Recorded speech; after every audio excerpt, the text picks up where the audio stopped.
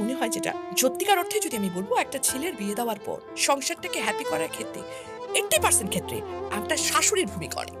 মানে ছেলের মা ডেফিনেটলি কোনো জায়গায় ছেলে বউ খারাপ আছে, কিন্তু exceptional cannot be an example. বেশিরভাগ শাশুড়িই কিন্তু বেশি আমার দখলদারিত্ব মনোবৃত্তিতে চলে যান।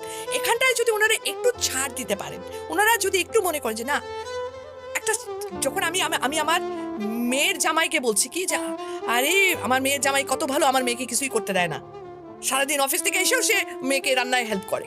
আর ছেলের ব্যাপার হলে তখন আমরা বলতো কি ছেলের বউ একে সারাদিন ঘুমায় থাকে, আমার পোলা সে রান্না করে খাওয়ায়। একই মানুষ কিন্তু আমরা দু রকমের মনোবৃত্তিতে যাচ্ছি, তাই না? এই জায়গা থেকে আমাদের মেয়েদের বেরিয়ে আসতে হবে। আমরা মেয়ের জামাই আসলে পোলাও কোরমার অভাব রাখি না, আর যখন ছেলের বউ তার 1/4 তো আমরা দেই না, ছেলের বউকে বলি এত নেলস তো ভালো না, আমিও তো বলছিলাম আমি তো এত খাইতাম না। সিরিয়াসলি কিন্তু ইট হ্যাপেন্স। কিন্তু মেয়ের জামার জন্য পোলাও কোরমা করতে যদি টাকা না থাকে, আমি ঋণ করে নিয়ে এসো খাওয়াবো। রিজনটা কি? রিজনটা আমি চাই আমার মেয়েটা ভালো থাকুক। মেয়ের জামাইকে খাতির করার মেইন রিজন কিন্তু আমার মেয়ের ভালো থাকা, আর কিছু না। তাহলে আমি যদি আমার ছেলেকেই ভালোবাসি, তাহলে আমি যদি ছেলের বউটাকে একটু ভালো রাখি, ছেলের বউটাকে ঝগড়াঝাটি কম করে ছেলের বউটাকে একটু ছাড় দেই, তাহলে কে ভালো থাকবে? বেসিক্যালি ছেলে। ইয়েস।